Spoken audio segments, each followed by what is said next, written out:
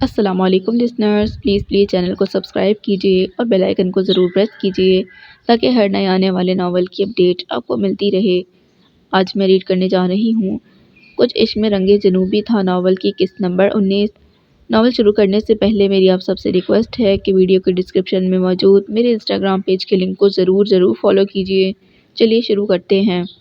एक झटके से बैग की जिप बंद करते हुए वो रुककर पलटी थी। कहाँ जा रही हो तुम? दंग नज़रों से उसे देखते वो करीब आए थे। जवाबन वो बस जलती नज़रों से उन्हें देख रही थी। मैं तुमसे पूछ रहा हूँ, कहाँ जा रही हो तुम? दोबारा अपना सवाल दोहराते उनकी रगों में खून उबलने लगा था। दूसरी जानिब वो बैग छोड़कर उनके करीब आकर रुकी थी।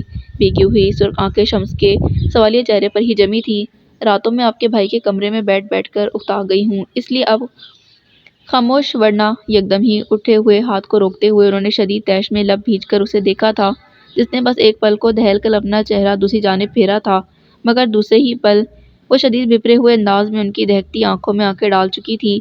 उठे हुए हाथ को नीचे गिराते वो यकलक थी उससे नजरें चुरा गए थे। आप एक ही बार मेरा किस्सा ख़त्म क्यों नहीं कर देते? खड़ी तो हूँ सामने, घोट दे मेरा गला। आज कर दें अपनी नफरत की इंतहा। एक झटके से उनके दोनों हाथ गिरफ्त में लेकर अपनी गर्दन के गिर्द उसने रखे थे। किसी को सुकून मिले ना मिले, मगर आपको तो मिल जाएगा, आपको तो तस्कीन मिल जाएगी। बहते आंसुओं के साथ वो बुलंद आवाज़ में बोली थी, और वो बस साकित नज़रों से उसके चेहरे के अज़ियतनाक तासुरात को देख रहे थे। मत ज़िंदा छोड़े मुझे, मेरे साथ यही सब कुछ होना चाहिए। मैंने आपको तकलीफ़ पहुंचाई, ज़ख्म दिया आपको जिससे मोहब्बत है मैंने उसे ठोकर मारकर आपको अजियत दी थी। आप दुआ करें कि मेरे साथ भी वही सब कुछ हो जाए, मुझे भी कोई इसी तरह सड़क पर घुटी आवाज़ में चीखते हुए एक गोला सा उसके हलक में आ फंसा था। चेहरे पर फैलते तकलीफ़ और कर्ब घुटी हुई आवाज़ में चीखते एक गोला सा उसके हलक में आ फंसा था। चेहरे पर फैलते तकलीफ़ और कर्ब के साथ रुकी हुई सांस के साथ लड़खड़ाते हुए उसकी आंखें भी बंद होती चली गई थीं। आ जाओ तुम, शाहरुख आ गया है, तुम उसके साथ घर चली जाओ। अंदर आते हुए वो सिदरा से मुखातिब हुए थे, जो सारा की सर्द पेशानी पर हाथ रखे उसकी बंद आंखों को देख रही थी। मैंने मना तो कर दिया था, क्यों बुलाया आपने उसे? मैं सारा के साथ ही जाऊंगी अब। उनकी जानिब देखे बगैर वो बोली थी। दूसरी जानिब सारा ने आंखें खोलकर सिदरा के परेशान चेहरे को देखा था। वो अब ठीक है, इसलिए तुम्हें जाने का कह रहा हूँ, लेकिन अगर तुम्हें ये लग रहा है कि तुम्हारे जाते ही मैं इसकी गर्दन दबा दूंगा, तो बैठी रहो इसके सिरहाने। वो कुछ नागवारी से बोले थे। मैंने क्या कह दिया अब जो आप इस तरह बोल रहे हैं? सिदरा ने बिगड़कर उन्हें देखा था। तुमने कुछ नहीं कहा, मगर मुझे इस तरह बोलने पर मजबूर ज़रूर किया है। वो फ़ौरन ही बोले थे। आप ही, मैं ठीक हूँ, अब आप घर चली जाएं। शहरी आपके बगैर नहीं रहता है, परेशान कर दिया होगा सबको। कमज़ोर मध्यम आवाज़ में वो सिदरा से बोली थी, जबकि वो तजब्जुब का शिकार होने लगी थी। इसे यहाँ और कितनी देर रुकना है? डॉक्टर से पूछा आपने? वो शम्स से पूछ रही थी। इसकी ड्रिप ख़त्म हो जाए और डॉक्टर चेक कर लें तो फिर घर ही जाना है। अब आ जाओ, तुम्हारे बच्चों ने तो वहाँ घर ही सर पर उठा रखा होगा। आपके भी हैं। वो जलकर जताते हुए सारा के पास से उठी थी। बहुत शुक्रिया इस इत्तला का, वो खुशमगी लहजे में बोले थे, जबकि उन्हें नज़रअंदाज किए वो सारा की तरफ मुतवज्जा थीं। बस कुछ देर की और बात है, आराम से लेटी रहना अच्छा। ताकीद करते हुए सिदरा ने उसकी पेशानी को चूमा था। एक गहरा सांस लेकर उसने बेड के करीब रखे स्टैंड पर लटकती ड्रिप को देखा था। धीरे धीरे गिरते जर्द कतरे ट्यूब से गुजरते उसके हाथ की पुष्ट पर लगी सिंच तक पहुंच रहे थे। एक ही पोजीशन में लेटे रहने की वजह से उसका सारा वजूद दुखने लगा था। उठकर बैठने की कोशिश में एक बार फिर उसकी आंखों के सामने सारे मंजर गड़बड़ होने लगे। दर्द से फटते सर के साथ आंखें बंद करके उसने चेहरा घुटनों में लगा दिया था। गरम गरम सा स्याल उसकी आंखों से निकलता चला जा रहा था। कमरे में दाखिल होते हुए वो एकदम ठिठक कर रुके थे। दूसरी जानिब उसने बमुश्किल सिसकियां होठों में दबाते चेहरा घुटनों में छुपा लिया था। तुम जानती हो मैं अपनी बीवी से बहुत मोहब्बत करता हूँ, और जिससे मोहब्बत होती है उससे ताल्लुक़ रखने वाली हर चीज़ से खुद ब खुद मोहब्बत हो जाया करती है। और तुमसे तो वैसे भी उसका रिश्ता बहुत गहरा है, तो फिर तुम ये कैसे सोच सकती हो कि मैं तुमसे नफ़रत करता हूँ? बोलते हुए उन्होंने रुककर उसे देखा था, जो चेहरा छुपाए बैठी थी। एक गहरा सांस भरकर वो बेड के करीब रखी कुर्सी पर बैठ गए थे। अगर आज मेरा भाई और मेरी बीवी मेरे साथ हैं, तो इसका ज़रिया तुम हो। मैं कैसे तुमसे नफ़रत कर सकता हूँ? हाँ, मगर मैं ये यकीन से कह सकता हूँ कि अगर इस दुनिया में तुम्हें किसी से नफ़रत है तो वो मैं हूँ, और ऐसा होना भी चाहिए। मैंने आपसे कभी नफ़रत नहीं की। एकदम ही सर उठाकर उन्हें देखते हुए वो भीगते लहजे में बोली थी। हाँ, मैं जानता हूँ तुम मुझसे बहुत मोहब्बत करती हो, और आधी दुनिया पर ये चीज़ मानती है ना? वो फ़ौरन ही बोले थे, जबकि उनके संजीदा चेहरे को देखते वो कुछ बोल नहीं सकी थी। میں مانتا ہوں کہ میں نے جو کچھ کیا، جو کہا ہے وہ سب غلط تھا۔ میں گزری ہوئی کوئی بات دہرانا نہیں چاہتا۔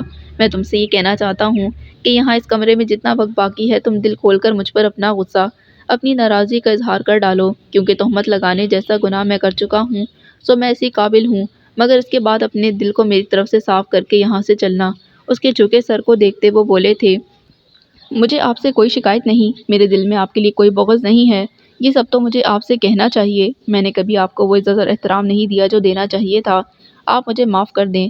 بہتے آنسوؤں کے ساتھ وہ سر جھکائے لرزتی آواز میں بولی تھی، تم مجھ سے معافی مت مانگو، ایسا لگ رہا ہے جیسے بس قیامت اب آنے ہی والی ہے۔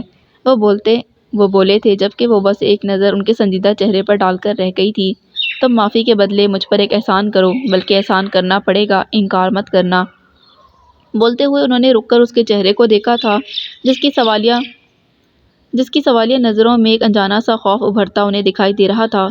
یہ ایک احسان عظیم ہوگا تمہارا مجھ پر، یا تو اپنی پھپھو محترمہ کا پیچھا چھوڑ دو یا ان سے پیچھا چھڑا لو، یہ کر سکتی ہو تم۔ توقع کے برخلاف ان کی بات پر سارا نے حیرت سے انہیں دیکھا تھا، لیکن اگلے ہی پل اس کے چہرے پر ہلکی سی مسکراہٹ ابھر آئی تھی۔ بات سنو، یہ ڈرپ تو رینگ رینگ کر ختم ہو رہی ہے، سپیڈ بڑھا دو اس کی، کوئی پرابلم تو نہیں ہوگا؟ وہ رازدارانہ انداز میں پوچھ رہے تھے۔ بڑھا دیں، مگر وہ نرس نہ دیکھ لے، بہت خونانٹ ہے، منع کر کے گئی تھی سپیڈ مت بڑھانا۔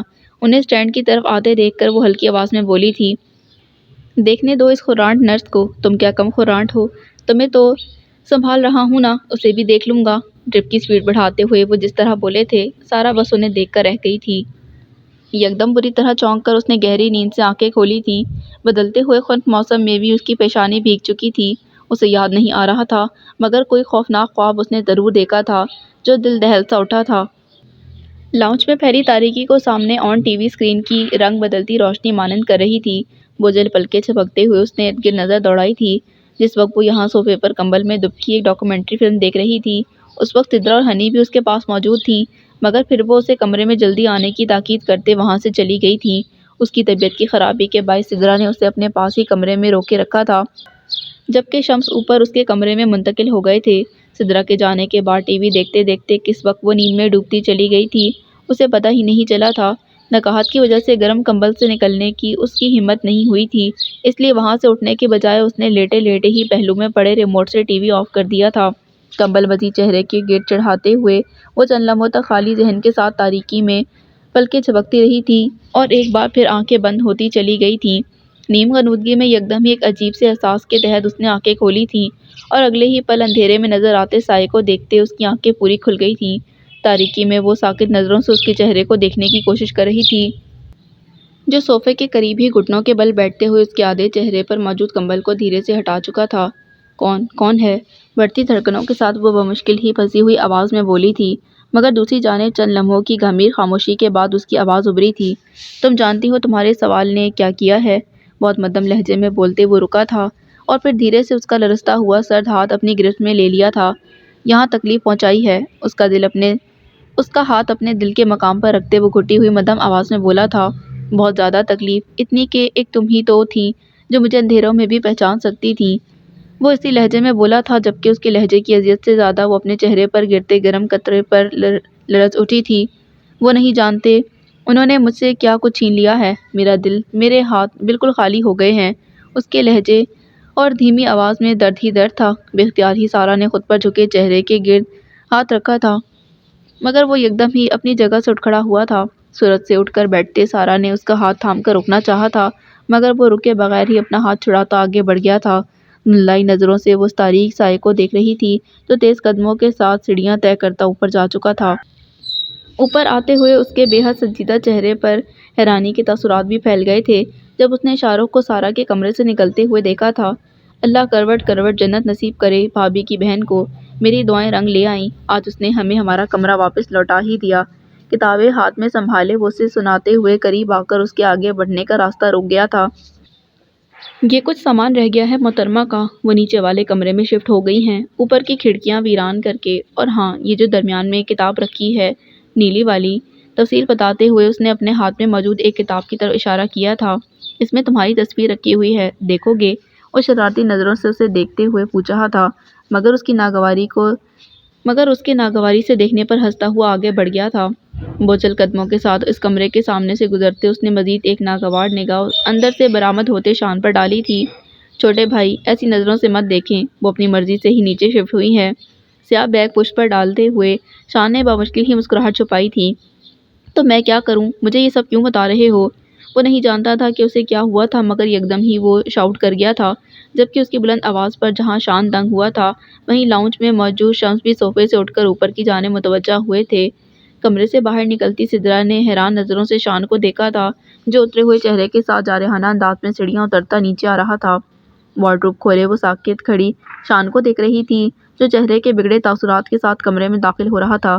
یہ چیز کی آواز تھی، وہ بمشکل ہی اسے پوچھ سکی تھی۔ تم تو جیسے ان کی آواز پہچانتی نہیں ہو، مجھ سے یہ سوال کر رہی ہو۔ اس کا بیگ بیڈ پر پٹکتے وہ سلگ کر بولتا اسی بگڑے انداز سے باہر نکل گیا تھا۔ لرزتے ہاتھوں سے وارڈروب میں کپڑے رکھتے اس نے رک کر دروازے کی سمت دیکھا تھا، جہاں سے وہ بغور اس کے سفید پڑ جانے والے چہرے کو دیکھتے اندر آ رہے تھے۔ مجھے تو ابھی معلوم ہوا ہے کہ تم اس کمرے میں آ گئی ہو، یہ اچانک کیا ضرورت پڑ گئی تھی تمہیں کمرہ بدلنے کی؟ وہ اس سے پوچھ رہے تھے، جو اپنے ہاتھ پر رکھے دوپٹے پر ہاتھ پھیر رہی تھی اور جھکی نظروں کے ساتھ خاموش تھی۔ سدرا نے ایسا کہا تھا کرنے کے لیے۔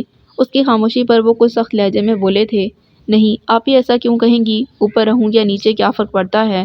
آنکھوں اور لہجے کی نمی چھپاتے ہوئے وہ بمشکل بولی تھی، مگر اس کا چہرہ اس وقت بالکل ایک کھلی کتاب کی طرح تھا جسے وہ پڑھ سکتے تھے۔ میں خود دیکھ رہی تھی کہ شان اور شاہ رخ میری وجہ سے بالکل ڈسٹرب ہو گئے ہیں۔ میں نے تو ان کا کمرہ لے لیا تھا، مگر وہ اس کمرے میں ایڈجسٹ نہیں ہو پا رہے تھے۔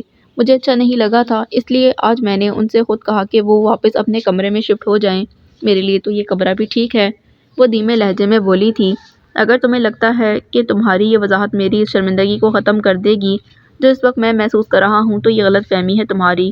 ان کے سنجیدہ لہجے پر سارا نے نظر اٹھا کر ان کے چہرے کو دیکھا تھا۔ میں سچ کہہ رہی ہوں آپ، بس مزید وضاحت نہیں، اسے درمیان میں روکتے وہ بولے تھے۔ خاموشی سے وہ انہیں دیکھ رہی تھی، جو اس پر سے نظر ہٹا کر واپس جانے کے لیے پلٹے تھے، مگر پھر رک کر اس کی طرف متوجہ ہوئے تھے۔ تمہاری شیز سے کوئی بات ہوئی ہے کیا؟ کچھ رک کر انہوں نے سوال مکمل کیا تھا۔ جواباً وہ بس ایک پل کو ساکت ہوئی تھی، مگر پھر اس سے نظر ملائے بغیر نفی میں سر ہلاتے ہوئے ہاتھ میں موجود کپڑے وارڈروب میں رکھنے لگی تھی۔ دوسری جانب ایک گہرا سانس لے کر اس پر سے نظر ہٹاتے وہ کمرے سے باہر نکل گئے تھے۔ آج ناشتہ ملے گا بیگم صاحبہ، یا اس کی بھی چھٹی ہے؟ کرسی کھینچ کر بیٹھتے وہ سدرا سے مخاطب تھے، جو چائے کے سپ لیتے اخبار کا جائزہ بھی لے رہی تھی۔ معاف کیجیے گا، آرام سے بیٹھی ہوئی میں آپ کو بھی اچھی نہیں لگتی ہوں، وہ ناراضی سے بولی تھی۔ اگر اس وقت آسمان سے منو سلوا اترنے والی ہے تو میں بہت دل سے کہوں گا کہ تم آرام سے بیٹھی بہت اچھی لگ رہی ہو۔ ان کے خوشمگی لہجے پر وہ مسکرائی تھی، جبکہ وہ کچن سے بہت سپیڈ سے نکلتے شاہ رخ کی طرف متوجہ ہو گئے تھے۔ گرم گرم پوریوں کے ساتھ بھاپ اڑاتے قیمے اور حلوے سے سجی ٹرے سامنے رکھ کر بیٹھتے ہوئے وہ کسی بھی جانب دیکھے بغیر بڑی عجلت میں ان سب چیزوں سے انصاف کر رہا تھا۔ شاہی، میرے بچے، کس بات کی جلدی ہے؟ دنیا کو یقین مت دلاؤ کہ بھابھی فاقے کرواتی ہے۔ حیرت سے اس کی رفتار دیکھتے سدرا بولی تھی، باتوں میں لگا کر میرا ٹائم ویسٹ مت کریں بھابھی، ورنہ پوریاں ٹھنڈی ہو جائیں گی۔ ویسے ایک بات ماننے والی ہے، اللہ نے ایک بہن دی ہے آپ کو، مگر دھماکے دار قسم کی دی ہے۔ زبان کے لشکاروں سے زیادہ اس کے ہاتھوں میں ذائقہ ہے۔ بتاؤں میں ابھی تمہیں؟ سن رہے ہیں؟ درمیان میں ہی اسے گھرکتے انہوں نے شمس سے کہا تھا، کیا غلط کہہ رہا ہے؟ صحیح تو بول رہا ہے۔ اخبار پر نظر دوڑاتے وہ سرسری انداز میں بولے تھے، تو وہ ناگواری سے انہیں دیکھتے کچن کی طرف متوجہ ہوئی تھی، جہاں وہ شان کے ہمراہ آ رہی تھی۔ اسے کیوں بھیج دیا تم نے کچن میں؟ پہلے ہی طبیعت ٹھیک نہیں اس کی، یہ تو بے ہوش ہو کر گر جاتی ہے، اٹھا کر تو مجھے بھگتنا پڑے گا۔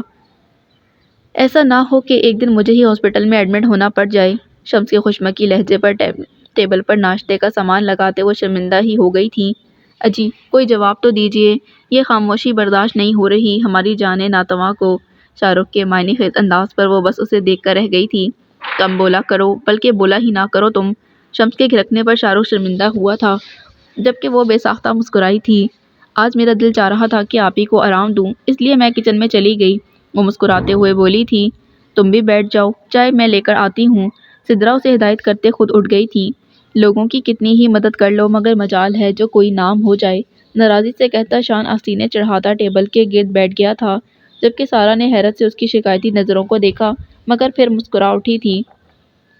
سوری، میں یہ بتانا ہی بھول گئی تھی کہ حلوے کی بنائی شان نے بہت محنت سے کی ہے، بطور خاص وہ اطلاع پہنچا رہی تھی۔ بس یہ اس سے زیادہ محنت کر بھی نہیں سکتا۔ शाहरुख के फौरन ही कहने पर सारा ने हंसते हुए शान को देखा था, जो अबरो चढ़ाए शाहरुख को ही घूर रहा था। ना भई, दिल खुश हो गया, शुक्र है यहाँ तो खुशबुएं उठ रही हैं। सिद्रा मेरी जान, करीब आओ, मैं तुम्हारे हाथ चूम लूं। बड़ी स्पीड में आते हुए वो किसी भी दावत के बगैर शम्स के दाएं जानिब कुर्सी पर बैठ गया था। ये खुशबुएं आप ही की वजह से नहीं, मेरी वजह से उठ रही हैं। सारा ने मुस्कुराते हुए उसे देखा था। ओहो ना भई, तुम तो बड़ी छुपी रुस्तम निकली। हाथ क्या, तेरा तो मुंह चूम डालूं। बेटा तू हमारे बच्चों को पूरियां प्लेट में रखते हुए उसने जुबान दांतों तले दबाकर शम्स को देखा था, जो काफी नागवार नजरों से उसे घूर रहे थे। शान की दबी दबी हंसी के साथ सारा ने बमुश्किल हंसी रोकते हुए शाहरुख को देखा था, जो कभी शम्स को और कभी उसे देख रहा था, जिसका चेहरा देखने वाला था। बाकी बातें नाश्ते के बाद ओके। चटपटाकर बाहर रात शम्स से कहते हुए वो नाश्ते की तरफ मुतवज्जा हो गई थी। तुम कब नाजिल हो गई? सिद्रा की आमद उसी वक्त हुई थी तो सवाल किया था। खाने का कोई भी वक्त हो, इनका नाजिल होना हैरतनाक नहीं है, शान ने फौरन ही कहा था। कम बोल उम्रो यार, वरना जानता है ना मेरा हाथ कितना भारी है। मोमो फौरन ही गोराई थी, जिस पर सारा ने मुस्कुराते शान को देखा था, जो अपने चेहरे पर हाथ रख के इस तरह सर हिला रहा था जैसे उसे याद आ गया हो। तुमने नाश्ता करना है या सिर्फ चमचों से खेलना है? वो हनी को डपट रहे थे, जो उनकी गोद में विराजमान बिल्कुल भी नाश्ता करने के मूड में नजर नहीं आ रही थी। पापा, मुझे आपसे नहीं, मोमो आनी के हाथ से खाना है।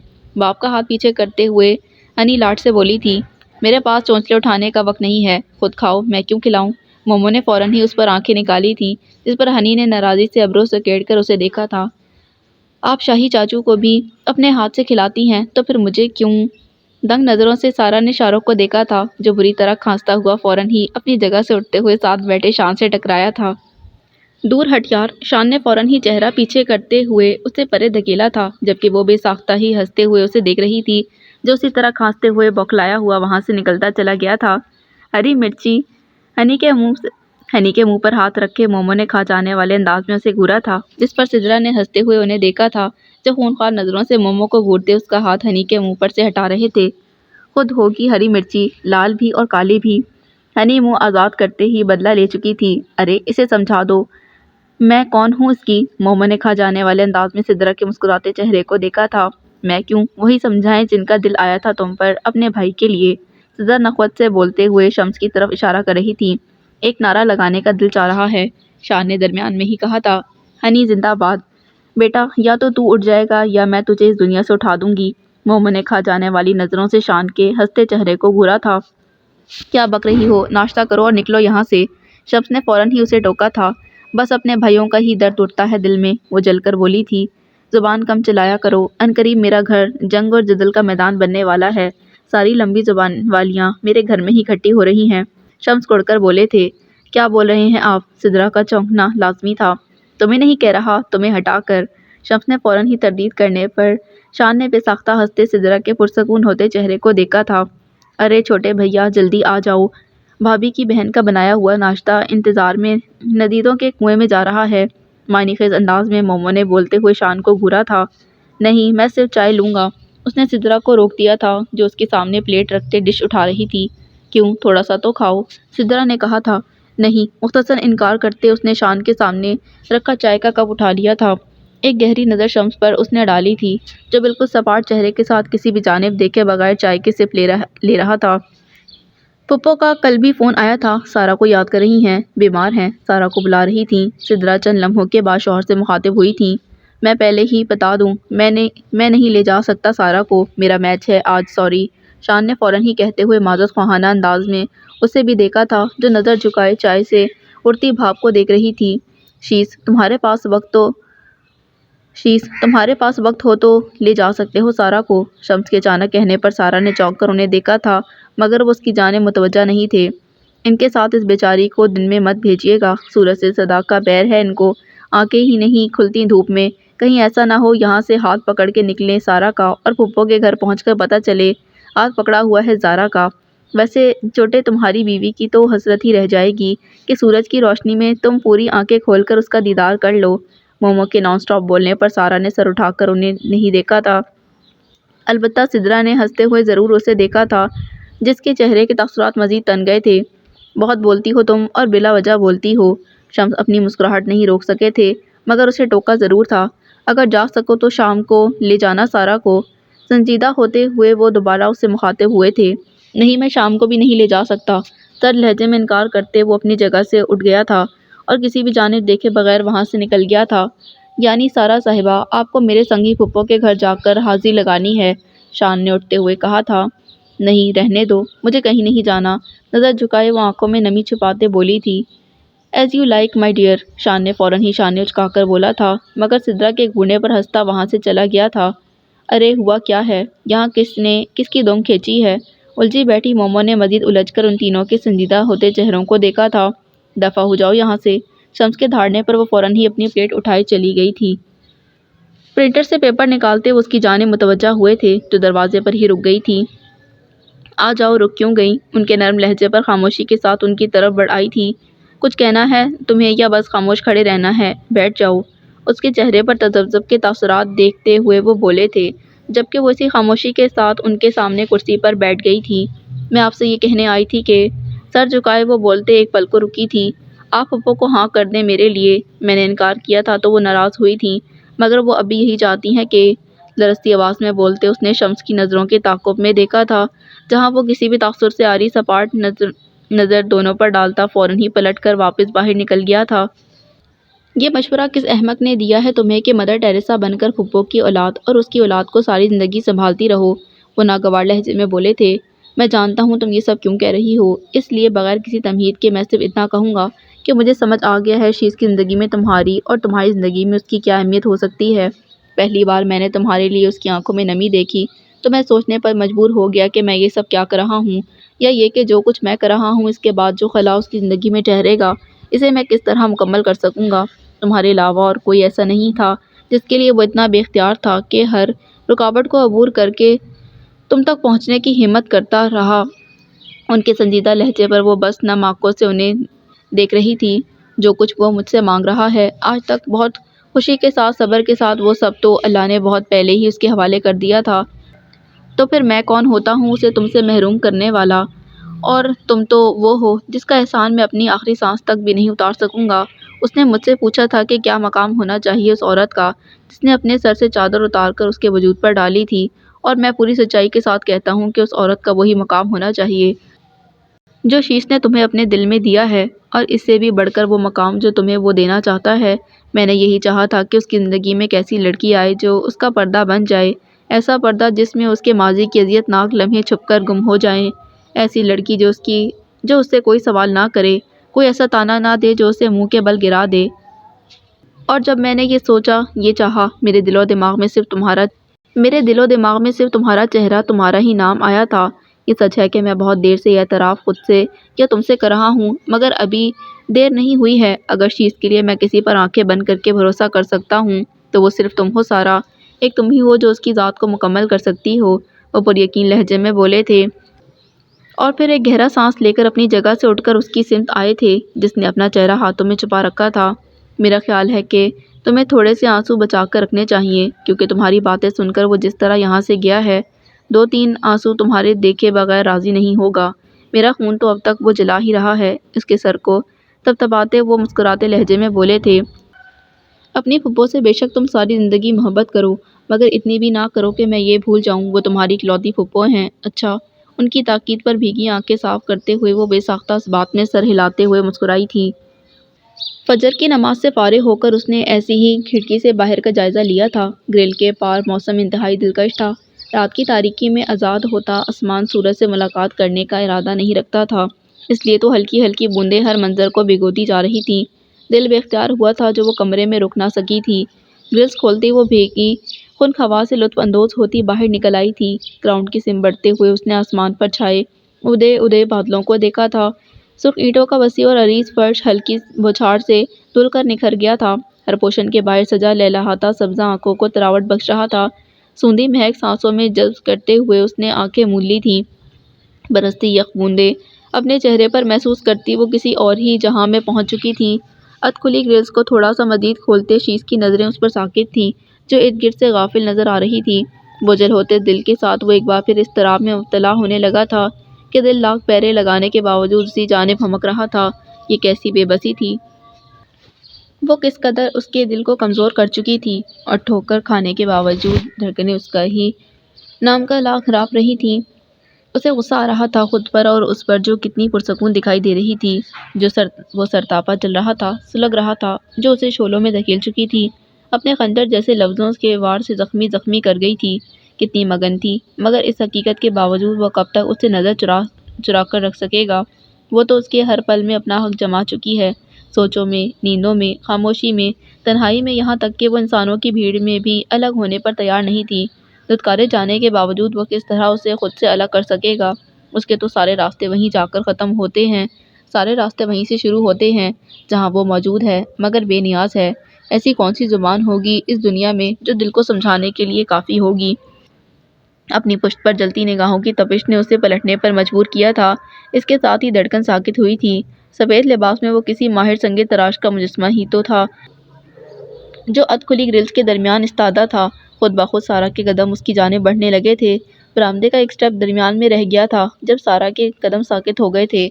دنگ نظروں سے وہ اسے ہی دیکھ رہی تھی جو اس کی جانب نہیں دیکھ رہا تھا، مگر اس کے مضبوط ہاتھ کی گرفت سختی سے اب بھی گرلز پر موجود تھی، جسے ایک جھٹکے سے بند کرتا وہ سارا کو شدید قسم کا دھچکا دے چکا تھا۔ تم تک پہنچنے کے لیے یہ رکاوٹ بہت معمولی ہوتی اگر یہ کسی اور کے ذریعے میرے اور تمہارے درمیان آتی۔ لرزتی آواز میں سارا نے اس کے ہر تاثر سے عاری چہرے کو دیکھا تھا۔ رکاوٹ نہیں، یہ حد ہے جو تمہارے لیے بہتر ہے۔ اس حد سے آگے بڑھو گی تو میرا داغدار وجود تمہاری شفاف زندگی پر غلاظت مل دے گا۔ اس کی جانب دیکھے بغیر وہ سپاٹ لہجے میں بولا تھا، میں نے تمہیں تکلیف پہنچائی ہے، تم جو چاہے مجھے کہو، مگر اپنے لیے ایسے الفاظ استعمال مت کرو۔ اس مدھم لرزیدہ آواز پر شیش نے اسے دیکھا، جس کے چہرے پر بارش کی بوندیں اور آنکھوں میں نمکین قطرے چمک اٹھے تھے۔ نہیں، تم نے مجھے کوئی تکلیف نہیں پہنچائی، تم نے صرف سچ کہا تھا، تم نے صرف مجھے میری اوقات یاد دلائی ہے۔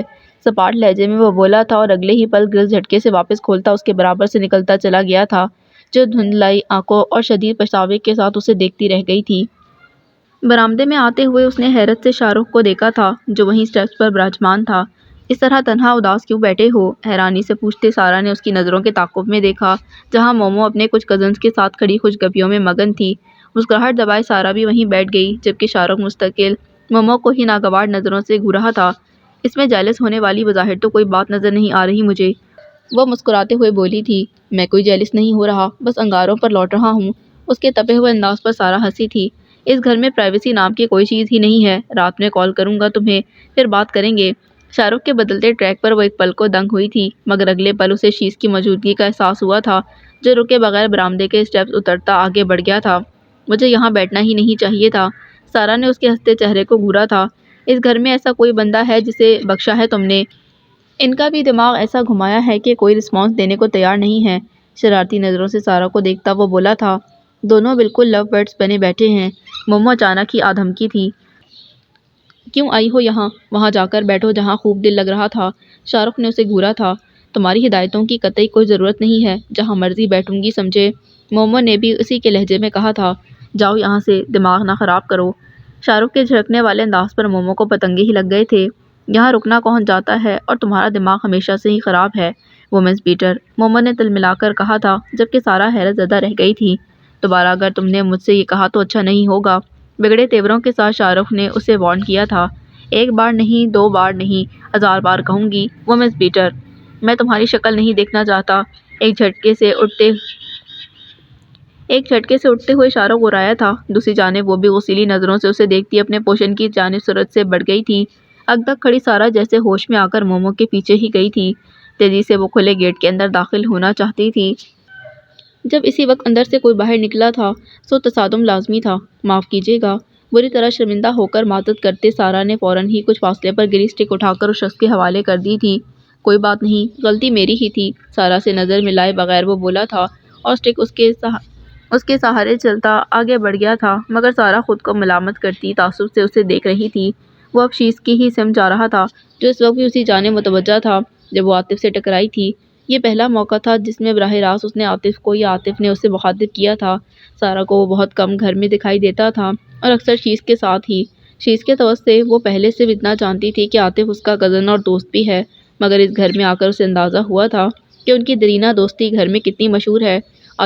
عاطف کی ڈیسنٹ شخصیت سے وہ معروف تھی، مگر دل میں اس کے لیے زیادہ عزت اس لیے بھی تھی کہ وہ شیش کا بہت قریبی اکلوتا دوست تھا۔ کچن میں سدرا کے ساتھ ہی موجود تھی جب شان سدرا کو پکارتا وہیں آ پہنچا تھا۔ بھابھی، چھوٹے بھائی کے چہیتے پلانٹس پھر تباہ ہو گئے ہیں، اب وہ دیواروں سے سر ٹکرانے پر تیار کھڑے ہیں۔ خبردار جو مجھ پر کوئی شک نہ کرے، اس بار میں نے کچھ نہیں کیا، جا کر شاہی سے پوچھو۔ شیش سے کسی بات پر جلا ہوتا ہے تو اس کی چیزوں پر غصہ نکالتا ہے، سدرا بولی تھی، مگر پھر چونک کر خاموش کھڑی سارا کو دیکھا تھا۔ سارا، تم صبح ٹیرس پر گئی تھی؟ سدرا کی مشکوک نظروں پر وہ پریشان ہوئی تھی۔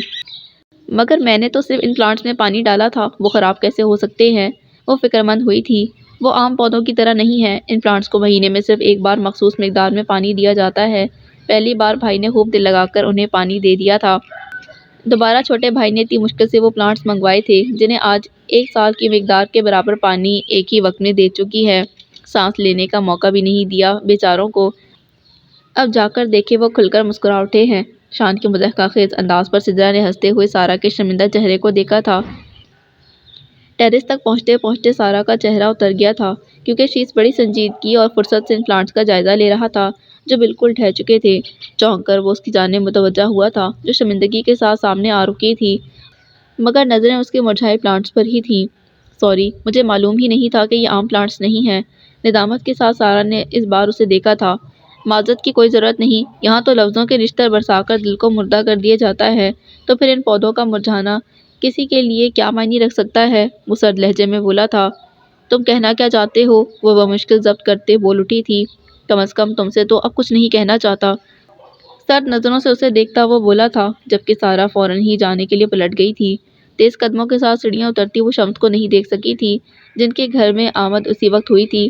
سارا کے چہرے کے تاثرات انہیں چونکا گئے تھے، اس لیے سوالیہ نظروں سے قریب آتے شان کو دیکھا۔ پلانٹس پر نظر ڈالتے وہ اس کی سمت آئے تھے جو ان کی طرف ہی متوجہ تھا۔ تم نے سارا سے کچھ کہا ہے؟ شمس نے بغور اس کے سنجیدہ چہرے کو دیکھا تھا۔ میں اس سے کیا کہوں گا؟ وہ جواباً سوال کر گیا تھا۔ اسے دیکھ کر مجھے لگا تھا کہ اس کی غلطی پر تم نے اسے کوئی سخت بات کی ہے، اس لیے تم سے پوچھ رہا تھا، شمس نے کہا تھا۔ آپ کو لگتا ہے ان پلانٹس کو لے کر میں اس سے کوئی بھی سخت بات کہہ سکتا ہوں؟ آپ پہلے اس سے پوچھ لیں کہ میں نے کیا غلط کہا ہے یا کیا کہہ کر اسے شرمندہ کیا ہے۔ اس کے بعد آپ چاہیں گے تو میں اس سے معافی بھی مانگ لوں گا۔ معافی مانگنے کی بات کہاں سے درمیان میں آ گئی؟ میں نے ایک سوال کیا کر لیا تم سے؟ کہاں سے اٹھا کر کہاں لے گئے ہو؟ شمس شدید ناراضی سے بولے تھے۔ ٹھیک ہے پھر میں خاموش ہی ہو جاتا ہوں۔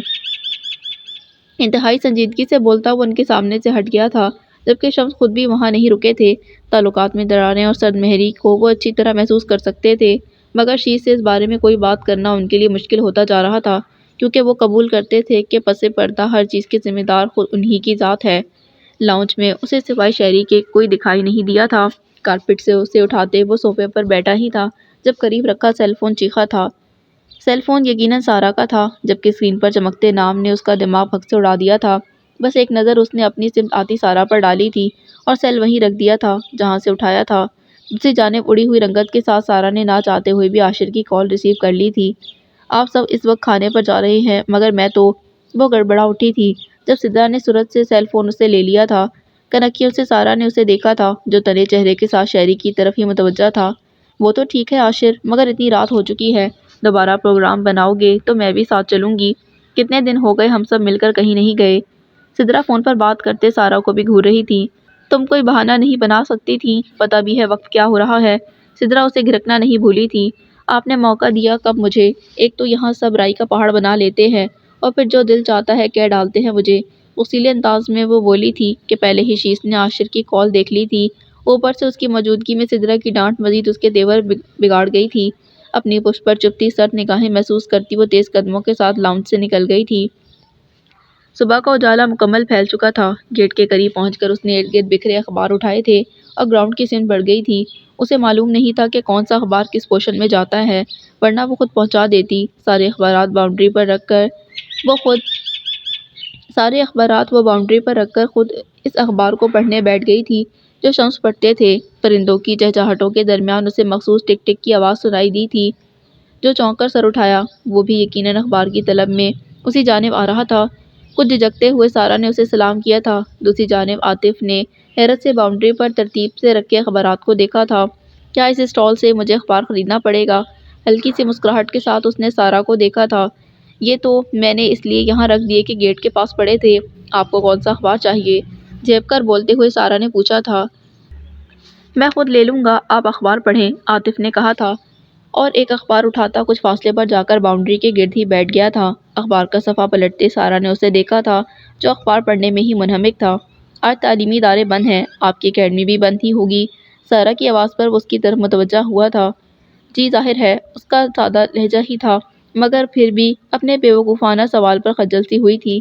تبھی اس کی نظر سامنے ٹیرس کی طرف اٹھی، جہاں موجود شیش اسی جانب متوجہ تھا۔ سارا کی نظروں کے تعاقب میں عاطف بھی اس کی جانب متوجہ ہوا اور اشارے سے اسے نیچے آنے کی دعوت دی تھی۔ جواباً وہ بھی اشارے سے کچھ کہتا اب ٹیرس سے جا رہا تھا۔ ٹیرس سے نظر ہٹا کر عاطف نے سارا کو دیکھا، جو گڑبڑا کر اخبار پر جھک گئی تھی۔ مسکراہٹ چھپاتے ہوئے عاطف نے ایک بار پھر خالی ٹیرس کی جانب دیکھا۔ کچھ دیر گزری تھی جب عاطف کے ساتھ وہ بھی مومو کے پوشن کی جانب متوجہ ہوئی تھی۔ باؤنڈری سے ٹکی سیاہ سٹک تھامتے عاطف اپنی جگہ سے اٹھ گیا تھا۔ امی آپ کو بلا رہی ہیں، وہ سارا سے مخاطب ہوا تھا، جو خود بھی دیکھ چکی تھی، اس لیے خاموشی سے نپے تلے قدموں کے ساتھ عاطف کے قدموں کا ساتھ دینے کی کوشش کرتی آگے بڑھ گئی تھی۔ برآمدے میں عاطف کے ساتھ ہی ٹیبل کے گرد کرسی پر بیٹھتے ہوئے اس نے ناشتے کے لوازمات کو دیکھا تھا۔ سارا، اب تم ساتھ دو گی تو یہ ناشتہ کرنے میں نخرہ نہیں کرے گا، ورنہ ناشتے کے نام پر یہ چائے کے علاوہ کسی چیز کی طرف دیکھتا بھی نہیں ہے۔ عاطف کی والدہ کچھ ناراضی سے سارا کو بتا رہی تھیں، مگر یقین کریں میں تو ناشتہ کر چکی ہوں، اس نے بتایا تھا۔ کیا فرق پڑتا ہے، آپ یہ حلوہ ضرور کھائیں، امی بہت مزیدار حلوہ بناتی ہیں، عاطف نے کہا تھا۔ تم نے پہلے تو کبھی اس طرح تعریف نہیں کی، آج کیسے خیال آ گیا؟ عاطف کی والدہ نے شکایت کی تھی، تعریف کرو تو شکایت نہ کرو تو بھی شکایت، عاطف کے کہنے پر بے ساختہ مسکرائی تھی۔ اگر میں خاموشی سے آپ کے بنائے گئے کھانے کھا رہا ہوں تو اس کا مطلب یہی ہوا کہ وہ سب مجھے پسند ہیں اور مرغوب ہو کر کھاتے ہوئے مجھے تعریف کرنے کا موقع نہیں مل رہا، وہ مسکراتے لہجے میں بولا تھا۔ اب باتوں میں تم سے کون جیت سکتا ہے، اس کی والدہ بولی تھی۔ بات تو صرف میں کر رہا ہوں، آپ سارا کو شامل نہ کریں، وہ تو خاموش ہیں، تم خاموش ہوگے تو وہ کچھ بولے گی۔ ان کے خشمگی لہجے پر سارا نے مسکرا کر انہیں دیکھا تھا۔ مومو تو ابھی سو رہی ہوگی، اس نے پوچھا تھا، اتنی جلدی وہ جاگ بھی کیسے سکتی ہے، تم کھانا تو شروع کرو، میں چائے نکالتی ہوں۔ ان کی بات ابھی نامکمل تھی جب عاطف نے اسے پکارا تھا، جو متوجہ ہونے کے بعد اب اسی جانب آ رہا تھا۔ سارا نے دوبارہ اس کی جانب نہیں دیکھا تھا، جو سلام کرتے ہوئے اب کرسی کھینچتا بیٹھ رہا تھا۔ اب آرام سے بیٹھ کر ناشتہ ہی کرو، عاطف کی والدہ اسے تاکید کرتی اپنی جگہ سے اٹھ گئی تھیں۔ نہیں چچی جان، ابھی تو میں واک کرنے جا رہا ہوں، لیکن واپس آ کر یہ حلوہ ضرور کھاؤں گا، عاطف سے جوس کا گلاس لیتے وہ بولا تھا۔ اچھا پھر ذرا جلدی آ جانا، انہوں نے مزید تاکید کی تھی، اور پھر سارا کو کچھ دیر میں اپنی واپسی کا بتاتی گھر کے اندر چلی گئی تھیں۔ سارا، آپ نے تو کچھ لیا بھی نہیں ابھی تک، کم از کم یہ حلوہ ہی ٹھیک طرح کھائیں، بلکہ میں ہی اور نکال دیتا ہوں۔ بولتے ہوئے عاطف نے خود ہی اس کی پیالی میں حلوہ ڈالنا شروع کر دیا تھا۔ یہ بہت ہو جائے گا، میں اتنا نہیں کھا سکوں گی، سارا اسے روکتی ہی رہ گئی تھی، مگر وہ انسنی کر گیا تھا۔ دوسری جانب گلاس سے سپ لیتے ہوئے شیش کی سنجیدہ نظریں ان دونوں پر ہی تھیں۔ اب کل واک پر چلے جانا، آج تو کافی دیر ہو گئی ہے، عاطف نے سرسری انداز میں کہا تھا۔ تم ٹھیک کہہ رہے ہو، دیر تو واقعی بہت ہو چکی ہے، اس کے لہجے میں کچھ تھا جو سارا نے چونک کر اسے دیکھا تھا، مگر وہ اپنی جگہ سے اٹھ کھڑا ہوا تھا۔ آج تو میں گھر میں ہی ہوں، تم آفس سے واپس آؤ گے تو گھر پر آؤں گا، تمہارے کمپیوٹر میں جو بھی پرابلم ہے ساتھ مل کر ہی دیکھ لیں گے، عاطف نے کہا تھا، جبکہ وہ اس بات میں سر کو حرکت دیتا جانے کے لیے پلٹ گیا تھا۔